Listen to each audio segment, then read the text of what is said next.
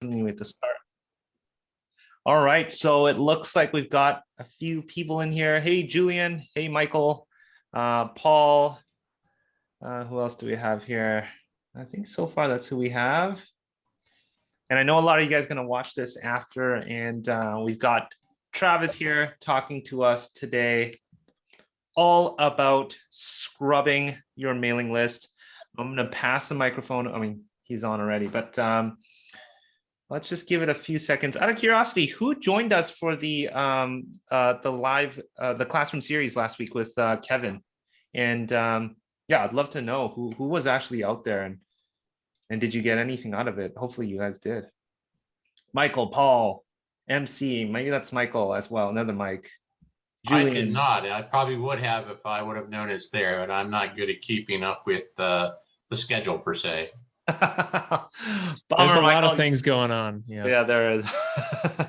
You know what? We're going to have a classroom series library that you can access and watch that at a later time. So that'll be out there for you guys to watch. Just send me that link. I'll watch the heck out of that one. So just give us your personal phone number. We'll call you next time right before it starts. Okay, 404-271-7945.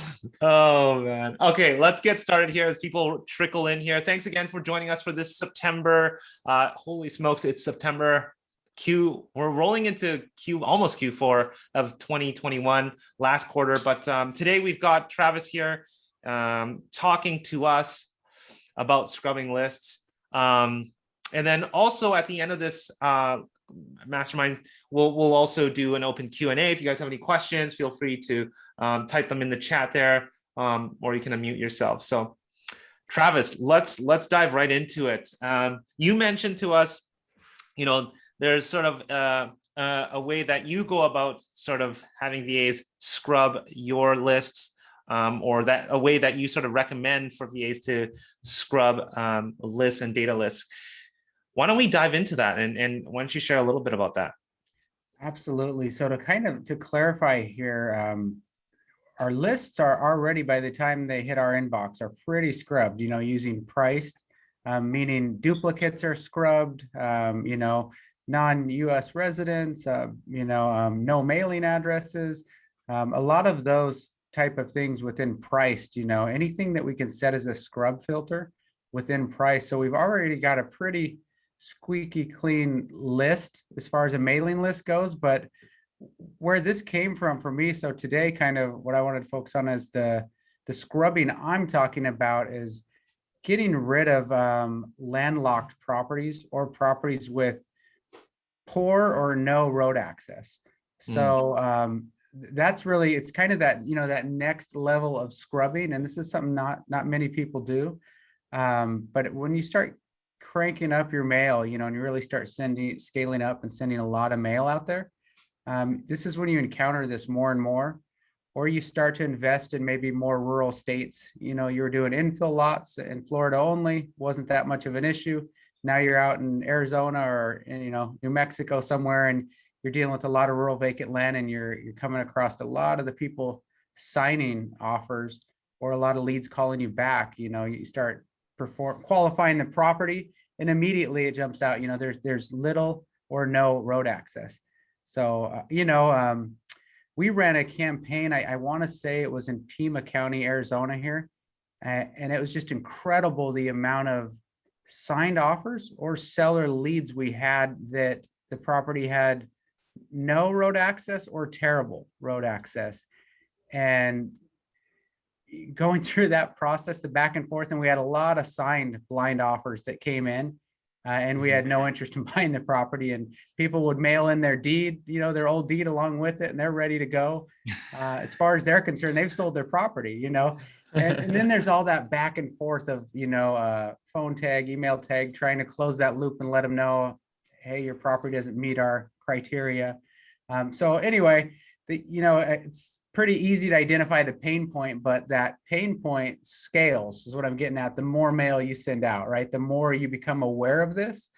So when you start sending out large mailers, you encounter this more and more. And so I started tracking. I took a couple campaigns and, to get a feel for how many leads we had that didn't have road access, and then looked at the Pat Live calls associated with those leads, and then looked at, the postage and everything, and realized real quick, hey, there could be some savings here just in postage if we get rid of all the properties that have no road access or bad road access. We could save on some postage right there. But the other thing we could do that's a little harder to quantify is, we could reduce that live answering service, like for us, Pat Live, the number of calls that come in, we're paying $1 a minute or whatever, it's hard to quantify or measure that, but obviously we know if we get rid of all those properties, we're not getting calls about them. But mainly we ourselves or our team is not spending any time qualifying properties that don't meet our criteria.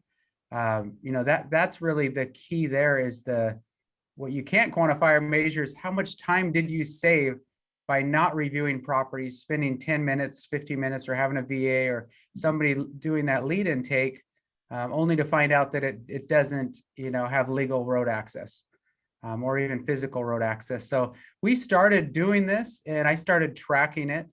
And it's obviously very regional, where you're mailing. But let's say 5% of your mailing list has properties with no or bad road access. What I found when I tracked all my different campaigns, it usually went 2 or 3% either direction. So about 3% was the least amount of records we had in a mailing list that had, bad road access or no road access. And then anywhere up to like about 8%. We had one campaign that was 9+%. So depending where you're mailing, right, you're sending a 10,000 unit campaign, that can be substantial postage savings. And you scale that out over the course of a year. Imagine taking about 5% plus or minus, 2 or 3. Imagine taking that percentage if you're mailing 100,000 units a year, the postage on that alone, the savings. So we kind of found for every dollar we're paying a VA, we'd save about $3 in postage. Wow. By having these properties scrubbed out of our mailing list. And I even have a couple clients, recently that this is not something I skipped over showing them, but it's something that it's not commonly taught. It's something just that I do myself, right? Something I do in my own campaign.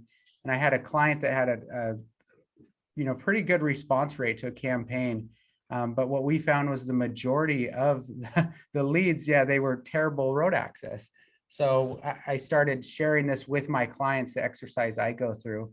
And again, it's not a $1,000 an hour activity, right? It's not something you should be doing yourself. It's, we lay out very, very clear instructions. And then we use we use LandMasters for a VA service. And we provide them video, Google Doc instruction, video instruction on how to perform this task. And then I'll go through that. I'll share my screen and we'll go through the whole process. But essentially, we're going to get rid of all those properties and the quality of leads you get. You now at a minimum know when the property comes in. You might have overoffered. I can't stop you from doing that. You might have overoffered still, but at the same time, when you're getting properties into review, you can be confident, that it's not going to be a landlocked property. So it's the more mail you send, the more it matters, is all I would say. So what I used to, I used to do a lot of, free calls consulting, like just a quick 20-minute call. Whenever I had a little bit of white space, I'd just reach out and help somebody. And that was one of my takeaways. I'd tell them a nugget. Hey, if you only do one thing, switch to one-page letters and scrub your list for road access. Those two things alone, if you don't learn anything from me, right? Those two things alone, if you throw it on Excel and see what your savings are over the course of a year. What are we looking at in a dollar value, you think? Yeah, I mean, it's where it really, like I say, it really scales out. I can think of one client when we did it with him, it was 6,000. Yeah, another client, it was 14,000. Just in postage. Postage alone from going 2-page to 1 and then scrubbing out properties without road access. So Wow. it certainly, it matters more the more you scale with your direct mail campaigns. Travis, are you able to share your screen on that side and sort of Yeah. show us how that, just quickly sort of give us No, the gist of how that- absolutely. You know me, I don't do anything quick. It's always thorough, but it's never quick, right? All right, let me share my I thought I'd screen give you a here. little wiggle room just in case. Yeah. All right. Everybody's like, shut up, Jesse. I want to see every Let me detail. do a screen share.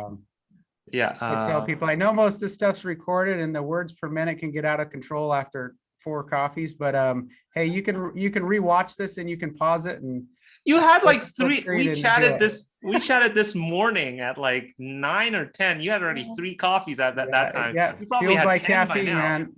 Fueled by caffeine. 3 companies and 3 kids is a lot of work, right? All right, let me share the screen here. Well, in Georgia, it's sweet tea. Yeah. I like that. I could go for that. All right, guys. You see my screen? Yes. Okay. All right, good deal. First, I'm just going to kind of go over, at a higher level, the core tools you need to do this. Your data set can come from anywhere, right? So when I say anywhere, the caveat is ideally it has latitude and longitude. That's the difference with a lot of data sources out there. You get a lot of program data sources that are, a center record. They don't include the coordinates. So that's key here, having those center coordinates. You can get by sometimes with the APN, but for us, we use price because they give us that property latitude and property longitude columns. So I would say your data source is one. It's got to be like a data tree or a price where we get that lat and long for the center of the property. So your data source is one. And then the other thing that you're going to do is after you've downloaded your data set, your mailing list, right? In Excel, I'd like to recommend that people import it, bring it into a Google Sheet. And the reason we bring it into a Google Sheet and import it is so that we can share access to that sheet with our VAs, with our team or with our VAs. So we download our mailing list. We then upload it into a Google Sheet. We make it shareable so other people can get to it. Then I've got some VA instructions that I typed out, and the tools we're going to use kind of with this are REGrid.com. It's a mapping. I think I've shared that in the Slack, but it's a mapping program, and it's essentially like a nationwide county GIS, $10 a month. It's a fantastic value for what it gives you. And what's kind of unique with it is there's some other programs out there that will let you search by APN. A lot of them are driven by, state, county, APN. What's kind of unique with REGrid is you can search and find properties by APN or by latitude and longitude, either way. So if you can't find it one way, you can find it the other. But part of this process is, when we're using like a Google Earth, it's desktop application, REGrid being web-based, again, allows us to share our credentials to our VAs. So that's kind of the key things here is that we have an regrid.com membership. It's $10 a month for the pro plan. That's what we use. And that's going to give you access to what you need for what we're doing here. And so you've got your mailing list, you've got REGrid, and then where I start with that is I just have one page, keep it simple, one page instructions here to my VAs. And I've found, and very early on, I was terrible with VAs in that I knew how to do it. And I would just, open a task request and then it never came back right. And then I would get upset. And then later I read a couple of books on VAs and remote teams. And then I realized that quite often it's you, right? You're not giving them clear enough instructions if repeatedly you're getting the wrong output. So one of the books I talked a lot about, you need to have written instructions, and then you need to do a video of yourself performing the task, right? And then you need verbal instructions, as well. So you need all three, right? We need to show them how to do it. We need to tell them how to do it verbally, and we need to instruct them how to do it if they follow these instructions. So what I do, we'll just kind of go through my VA instructions. I say, open your browser. This is what I'm sending to the VA. So again, these instructions, this is a Google Doc, just like the Google Sheet. We don't have it as a Word doc. We have it as a Google Doc so that we can share access, to it via a link. And so what I do, we personally use LandMasters because they do a ton of back office work for some pretty big land outfits out there. And they're real good with Excel type work. It's $3 or $4 an hour, to use them as a VA service. So we come into LandMaster and we create a task similar to this one. It's landmaster.us. We create a job request, and I'm not going to go through the whole form here, but the key fields as you're creating the request, we have job request instructions. We would say, please scrub, mailing list to remove properties without road access, refer to URL links for document and instructions. Okay. So this is kind of opening the request with the VA. And then what we do within the URL and the instructions, I say, here is a link to the Google Sheet, the mailing list you're going to be working off of. I share access to that Google Sheet, that mailing list. And then the next I say, here is a link to the instructions on how to perform this task. And I share a link to that Google Doc, that instructions we were just looking at. And then the third thing I do is I use, and I know a lot of people are familiar with this, but those that aren't, I use Loom, the Chrome extension Loom, and you can use any kind of screen casting or screen sharing program that allows you to share with a link. So I use Loom. I think we're on the paid plan, but I know the free one lets you shoot up to 5-minute screen shares, So I do a Loom video. I do a Loom video of myself reading instructions, performing the task, sharing my screen, and then I grab that link from the Loom and then I paste that in here as well. So I say, like I say, we have three things. Here's the link to the Google Sheet you'll be working off of. Here's the link to the instructions. Here's the link to me performing the task if you need a video screencast. Okay. So we've really, we've laid everything out. There shouldn't be a lot of back and forth now that we've told them how to do it and shown them how to do it. And then we've done it ourselves. So that's kind of how I open the ticket or the task. You could even, I've sent enough people their way. I don't have a referral or anything with them, but a lot of people, are always curious to say, well, what do I tell them? I could say, hey, just, please scrub for road access, Travis King, like you do Travis King's or like you do Travis's or Travis sent me, should be familiar. But this is how you open the task with this landmaster.us. Then you come back here. I'm going to go through one now. So I'm kind of over explaining, but at the same time, I don't want to make assumptions that everybody's familiar with it. And also I think there's value there if you're watching the recording and not live, if I kind of talk through it. So I go through these instructions, and this is that Google Doc. I'm going to share them. It says, open your browser, go to regrid.com. So your link goes here. So to your REGrid account, you're going to copy that URL right there, and you're going to put that, and you could just put regrid.com really, but what's key is you're going to share your credentials down here. So you're giving them the REGrid link so that they can go there and log in. And it's up to you. You're giving them your credentials, or if you use like a LastPass, you can generate temporary credentials. That's right. But anyway, we're instructing them to what website to go to and to log into REGrid. Here's the credentials we're providing them with. Okay, they log in. We tell them go to map in the top right of the screen. I think we're already on that page. I've clicked on go to map, and that's brought us here. Then I say open the Google Sheet, and starting with row 2, because row 1 is column headers, select the Y2 and Z2 cells, which are the property latitude and property longitude columns. Then do a Control C to copy them.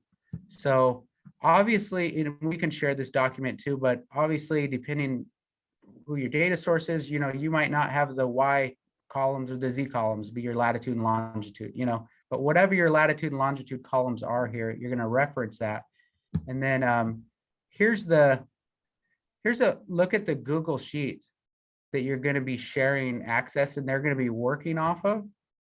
I'll show you all I've done with this at this point.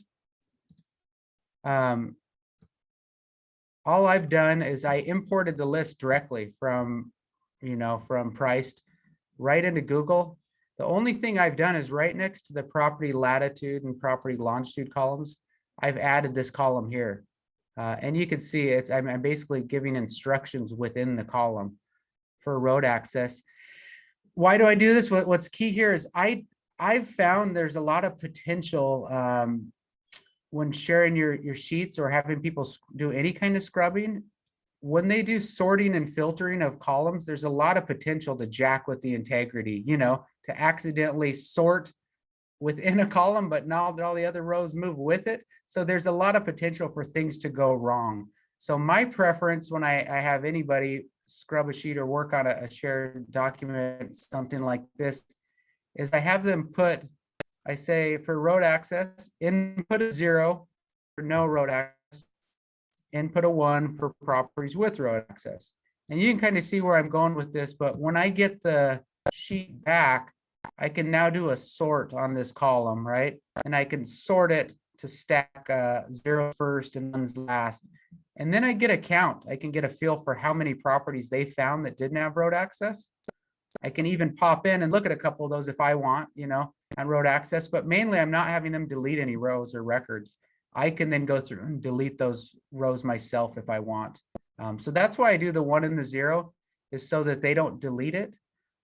Another question that always pops up, and I tell people, you can tweak this or adjust this any way you want. It doesn't just have to be road access. It could be you're working in a state where there's a lot of slope, or you're working in areas where there's a lot of wetlands or flood zones, your list, your instructions to your VA could say scrub for road access and sloped properties and properties in wetlands. That's up to you. And you could treat it the same way. You could say input a 0 in here if it's in a flood zone, input a 0 in here if there's no road access, right? So there's a couple of additional things you could do to even optimize or enhance this a little more, but this is the only column I'm adding. And then really the only other thing I'm doing is I've moved the APN column over so that it's very close by, so that as the VAs start searching these, they can cross-check to make sure that the APN lines up. So I'm going to go back to the instructions here. So I said, go to the Google Sheet, starting with row 2. Let's grab the latitude and longitude. So we're just going to kind of walk through this.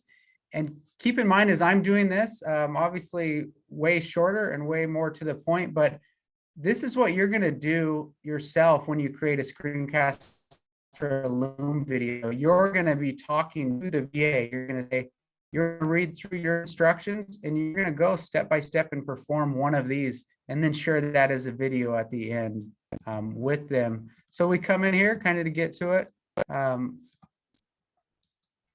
We're going to copy the latitude, longitude. The cool thing with REGrid is we can search, like I say, by latitude, longitude, or APN. You could paste the APN in up here. The trouble with searching by APN is sometimes if it's formatted, unformatted, dashes or not, you might have similar APNs in different states. So I've found the quickest way to locate a property is search by lat long. And so I pasted that in and you can see this property here popped up. If I click on that property, it's going to fly us to the property. Okay, it's going to fly us right to the property. And at that point, all of in addition to giving us a map view on the sidebar here, it's going to give us the parcel ID. It's going to give us the parcel information so we can verify that, you know. Okay, so coming back here, I'm going to move on to the next step as we've copied and pasted into REGrid. Now I say go back to the URL from step 2 and navigate. Let's say let's live edit this here, step 1, and navigate to the find an address. We've just performed this task here where I say go back to the REGrid, navigate to the find an address, and do a control V or a paste. You can see I'm not leaving any room for interpretation. I'm telling them control V, you know, I'm telling them how to paste everything here. So we're pasting the latitude and longitude into the search bar. That's the step we've just done. I've already done that here when we pasted that latitude, longitude, and the search came up. So you can see it. The step itself took 5 seconds, but we've got an entire paragraph of instructions for the V. Then the next step, I say from the map, navigate your cursor to the top center and click on the layers icon. It looks like a globe with the drop down arrow. Okay, so what I'm telling them is go up here to the layers tool. Oh, for And you some can reason, see I'm not this. seeing it. Oh, there we go. Are you seeing it now? Yep. Okay, cool. So I'm telling them we want to switch to a satellite view is what I'm telling. That's where we can see roads a little better, right? So I've instructed them to come up to layers to switch to a satellite view, and then now zoom in. You know, and this is the point where this one obviously we actually have asphalt. You know, this is more of an infill lot mailer campaign that I'm working with here. But you can quickly zoom in on this one and tell, you know, yes, this has road access. So moving on. So we come back here and we say, let's see, we just told them to change it to satellite view. That was step 5. So as you can see, we're almost already done, right? I say zoom in as close as you can get to the property while still being able to see all the property boundaries. And then I even tell them, you know, property boundaries should be purple in color. And I say you are inspecting to see if the property appears to have road access. If there appears to be any type of road access to the property, navigate back to the Google Sheet and input a 1 into the AA column for that row, or, you know, whatever the road access column is for you. So we come back here, we have the VA come back here and they say, yep, there was road access 1. Okay, we're good. And then I say, repeat this for every row in the Google Sheet, right? And then you can see down here, this is where I'm going to put my Loom link, my screencast link as well, right here at the bottom of the document. So they've got that on this instruction as well. And down here, I'm going to read the blurb I have. I had put, you should be able to do 3 rows per minute. You know, keep in mind, that's 3 rows per minute, 60 minutes in an hour, right? They're doing close to 100 records an hour for you for $3 an hour. It's incredible value, you know, to go through this at 50 cents ish, a stamp, you know, mail a letter, and carrying through 100 records at least a minute and go faster. This is just kind of setting an expectation. But they're going to have multiple monitors up, multiple sessions up. You know, they're way more efficient than we are, the VAs. Trust me.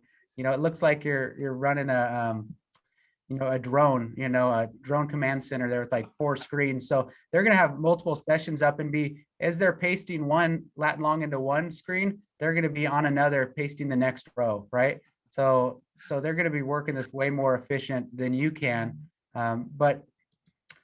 This is where I tell them you should be able to do 3 rows per minute. Note, if it appears there is no road access, use your cursor to zoom in a little more to verify before inputting a 0. And I say sometimes the road imagery appears when you do a closer zoom in. That's specific to REGrid here. Sometimes when you're out in the sticks, and this one certainly isn't in the sticks, but sometimes when you're far away, it's harder to tell out in the country if there's road access or not. So I tell them basically, as you zoom in and get closer, you'll be able to see the road access a little better. And the other thing here, you know, we're using down in the corner, you're not gonna be able to read it, but REGrid is using Mapbox. So I tell people, and we tell the VAs, alternatively, you can paste the latitude and longitude into Google Earth for different imagery.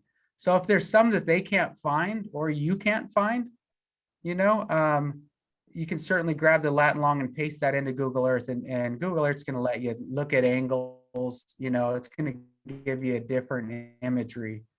So that's an option as well. So I have a number of clients that I've shared on this to, and then they take that next level because they're working in states where there's a lot of wetlands or a lot of slope or a lot of ravines or common areas in HOAs, right? That show up as parcels, things like that. So they've taken this and kind of turned it into a 2-page document where they add all their own additional, scrubbing criteria. And man, that's a squeaky clean list by the end. And what I like to do is my first probably 5 or 6, I threw it in Excel just to note how many records how many records did we get rid of? What did it cost me to pay the VA to do it?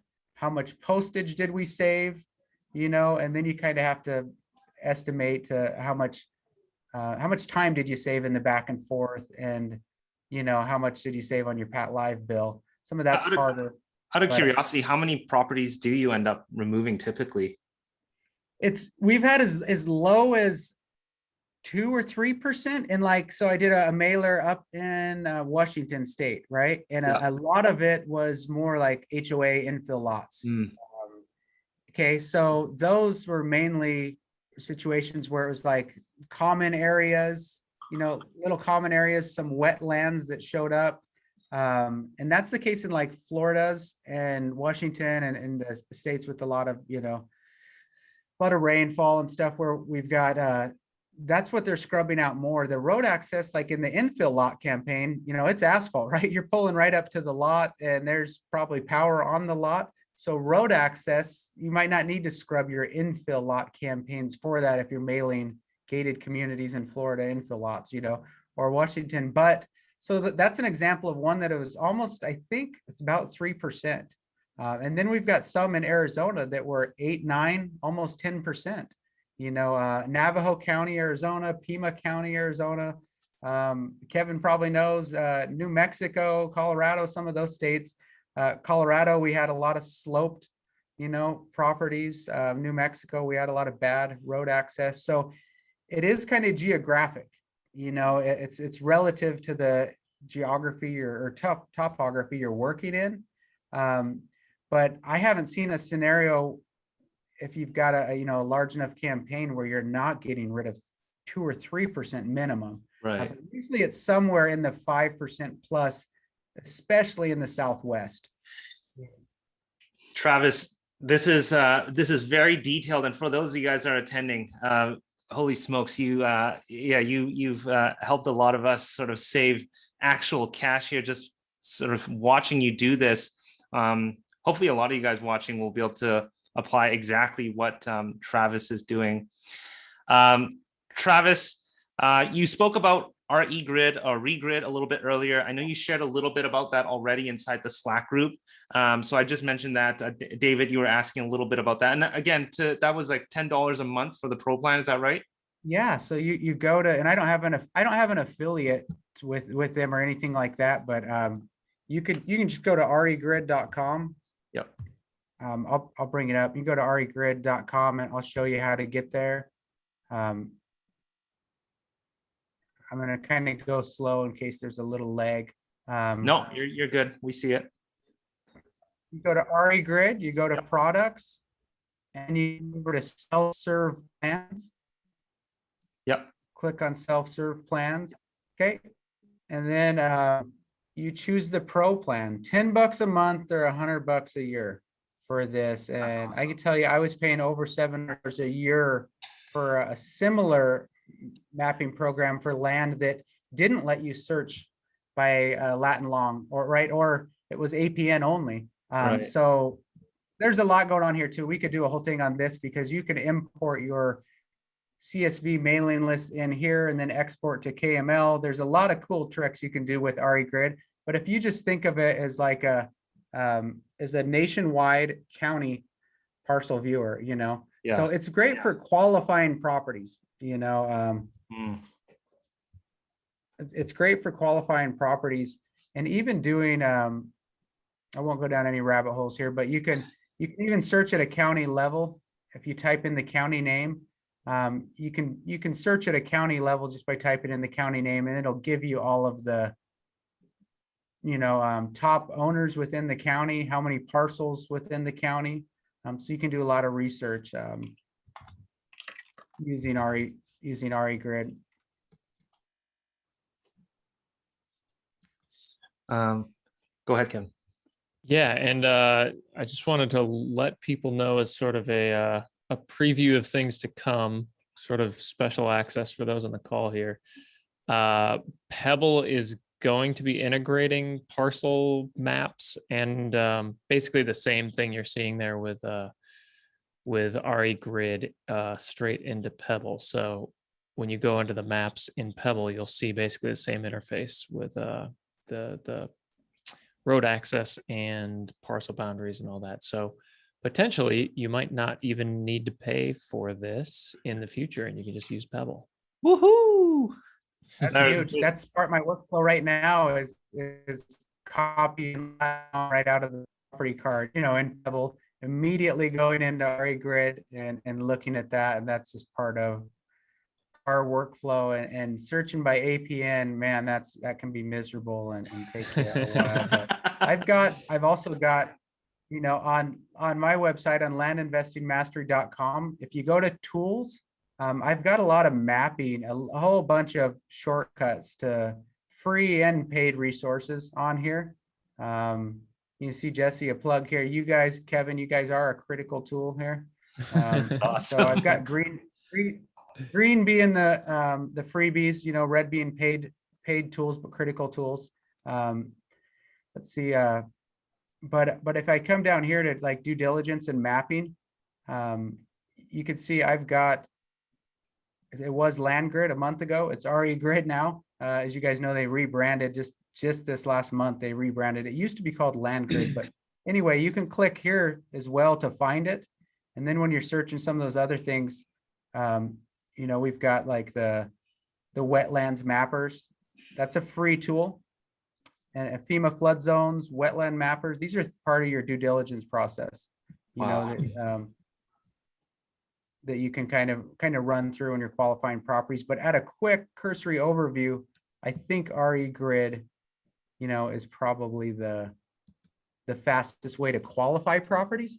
And then obviously, if you want to go to the county website, verify parcel boundaries, overlays, look at all the other layers that county sites might have.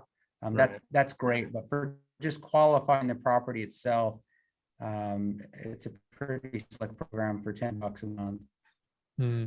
Travis, thank you so much for always dropping all these gems like you always do, and you and it's no joke how thorough you go and making sure everybody really follows. So a huge thank you, Travis, for doing that. I'd like to take the last few minutes here to be able to take some questions, whether it's in regards to what Travis was talking about, you know, specifically with some of the systems, REGrid, or you know, how he's sort of doing all that with the V8, the team of VAs he's working with, or if it's something related to REI Pebble conversion, whatever it is.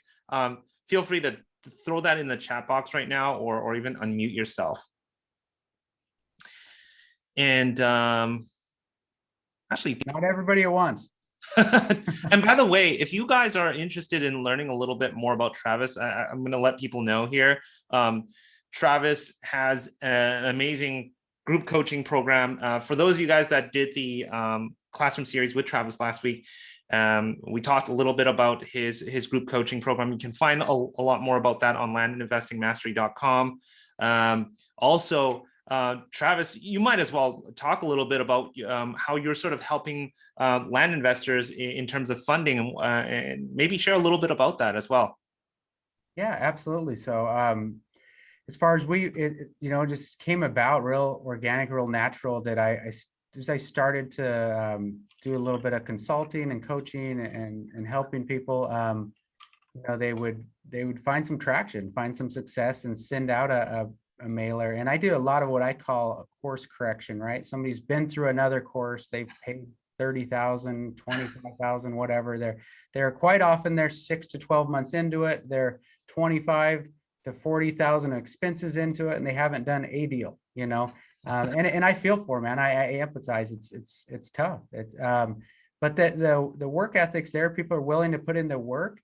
It's quite often it's hard with self-study, you know, and attending even virtual events, like sometimes having that one-on-one, you know, is what it takes. And you just need to find your footing. And then there's a lot of people like that once they find their footing, they're off and running, you know. But as I would work with some of those individuals, we would send out campaigns together, and then they would, you know, get a great property in, you know, something worth 115, 120,000. They send an offer for maybe, you know, somewhere between 35 to 50, you know, so they're going to be making 50,000 plus.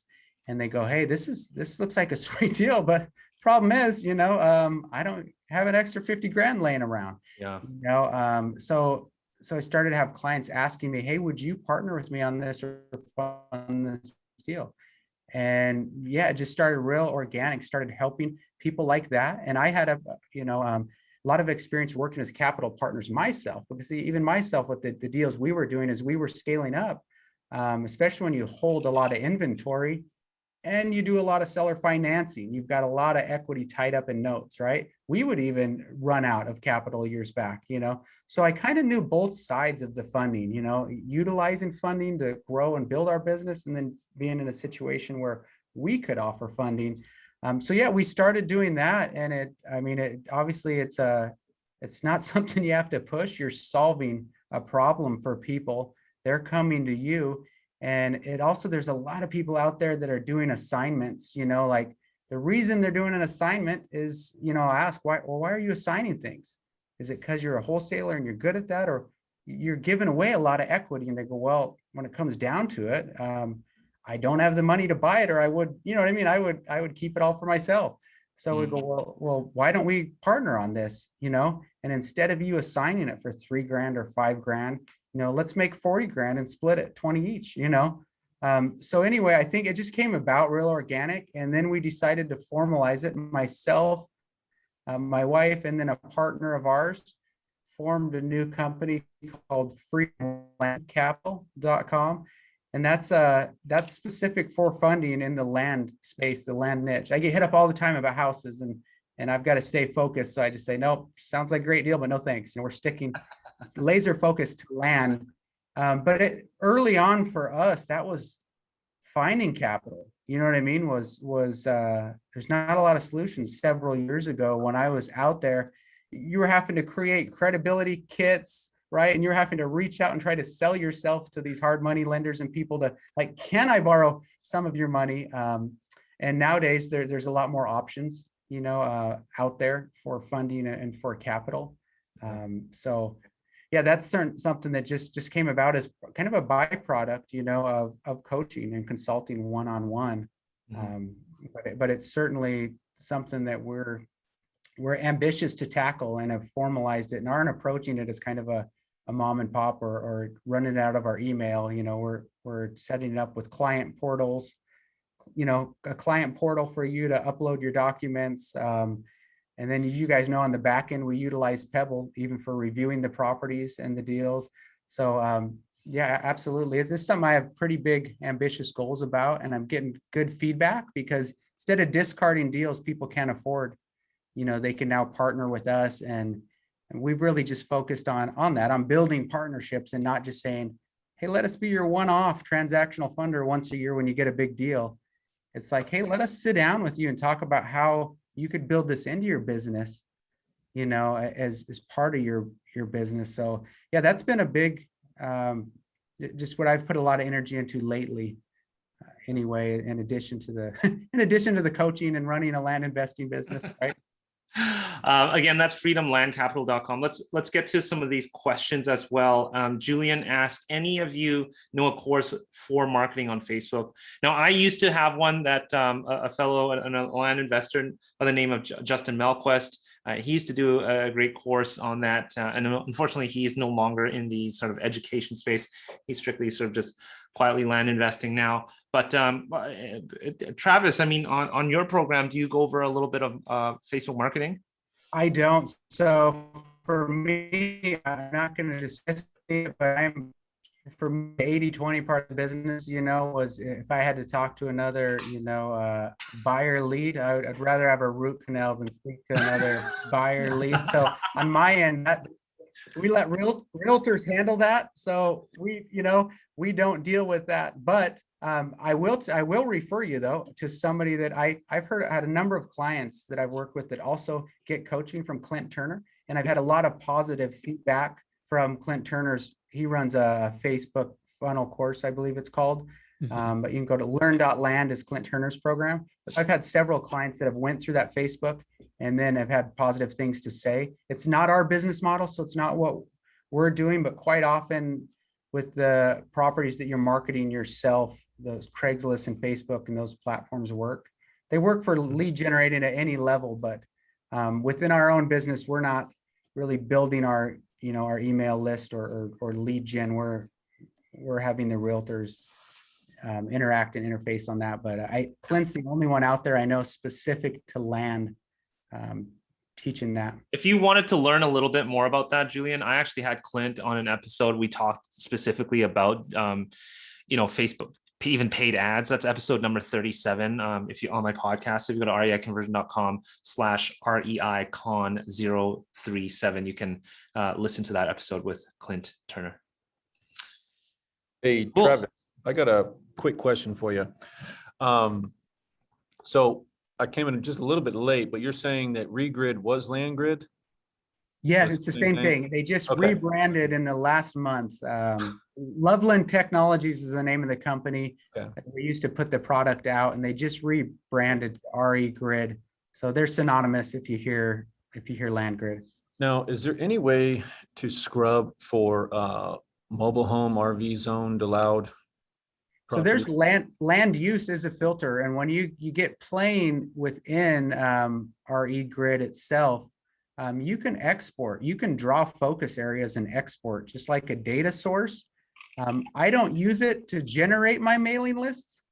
I don't use it to generate my mailing list because it's the county's like data tree, which priced is a licensed reseller of data tree data. Some of those data sources, they refresh, almost daily, if not daily, based on all the transactions. A lot of the, like a REGrid, it might be monthly.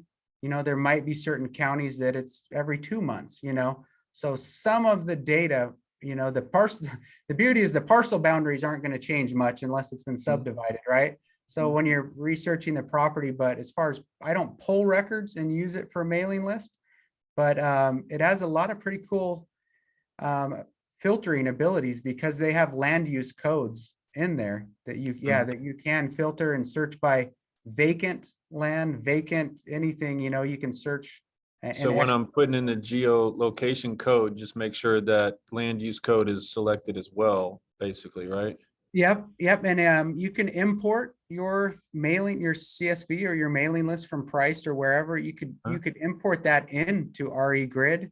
Okay. And then they have a pretty cool feature where you can then export to KML, which is, it essentially gives you all the property boundaries of every property you mailed in your campaign. So you bring that into your Google Earth, and then when you're flying in looking, you can see everybody you've mailed compared to everybody you haven't mailed. So yeah, you can spend a lot of time. And I turned a client on this 2 weeks ago. One client within a week, I'm not going to say he knew more about it than me, but he might have. He was like, he had taken it and done some things, and he showed me, and I'm like, dude, that's awesome. That's great. You take it and run with it. I use it in a certain specific way in my workflow, but there's a lot there. I mean, there's a lot. I'm trying to hammer down the difference between that and like Google My Maps, and it's a little cluttered in my brain right now, but once I figure it out, I'm really want to figure that out. So Yeah, they've got chat and help and support, and they've got help videos and stuff as well. So they've got tutorials and knowledge based you can reference. very helpful. Thanks a lot, big dog. Absolutely. Awesome. Anybody else have any other questions? This is sort of the time dedicated for that. Any other sort of questions we have here in general? Okay, well, just so you guys all know, we do have our Slack group. So make sure you do join us there. Travis is also there. We're all inside of there. It is just for our users. If you're not part of the Slack group, quickly in the next few seconds here, drop your email. As long as you're a Pebble user, drop your email in the chat. So Ava, one of our team members here, can get that and invite you into the group. Other than that, Travis, thanks very much for taking the time out of your day. I've seen you throughout. Actually, me and Travis this morning recorded an episode this morning all on analysis paralysis when it comes to land investing. So I'm super excited to share that with you guys next week. Fingers crossed I'll get that edited by next week. Aside from that, yeah, we'll catch you inside of Slack. Any other questions? I'm sure Travis is more than happy to answer. Kevin, am I missing anything here? Kevin's like, oh no. Oh, sorry. I had to find my mute button. Yeah. We're this is great. Really cool stuff. I'm excited to play around with these things myself. I know that I have probably hundreds of times had to say no because of road access. So I'm a slow learner. I'll tell you, it took me 4 or 5 years to think of this. So yeah. It took me a long time, but I think there's value in it if you're mailing at scale or mailing in areas where you keep encountering this, right? Yeah. My big concern was always like, well, this is obviously going to cost me like hundreds of dollars, but it sounds like the math works out that this does save you a ton of money in the long term. Well, So that's a no. You know what I mean? You got to no-brainer. track it to know that. That was a concern for me too. My biggest concern was I felt like that's why I'd moved to price, was so that I don't have to scrub lists. I don't have to barely even open the thing. You know, I can just immediately upon download, upload to Pebble and hit send. So it adds some time, and that kind of annoyed me, or I was concerned about with that. But I think when I tracked it, yeah, it made sense for us, you know, Totally. certainly to do that. But yeah, that's when people talk about scrubbing lists, I almost just, if it weren't for this step here, I do no list scrubbing. And people that, you know, I meet a lot of people that have a team of VAs, they, you know, anyway, what I get at is if you choose the right tools, you don't have to do a lot of this manual stuff. So this is the only list scrubbing that we even do. Other than that, if we're in an infill lot or something, you know, we're using priced and then we're uploading a Pebble right after. Totally. Just one of those steps where if you sent out some campaigns recently, you felt this pain, or you've got that Pat Live bill, and right. Yeah, all right. This either resonates or it doesn't yet, but eventually it will. Yes, totally. Yeah, I had a client that mailed over 200,000 letters a year. And that's where, when we did the math on it, assuming, you know, about 5%, you know, of his letters wouldn't have made the cut, you know. Yeah, it obviously scales out the bigger operation you're running. Yeah. Getting those deeds in the mail is a pretty high indicator that you probably don't want to buy that property. I think they call that a motivated seller, right? Yeah, extremely motivated. They've talked to every person that ever sent them a letter. Yeah. Travis, thanks again for coming on. And thank you to the rest of you guys who came out and joined us tonight. This will be available to rewatch on our YouTube channel. We're going to try something really cool where we're going to try to cut this up into maybe a snippet or two that you guys can just watch certain sections that are high value. So thanks again, Travis. And thanks again to all you guys. Have a great night. Thanks, Thanks, everyone. Bye. Bye.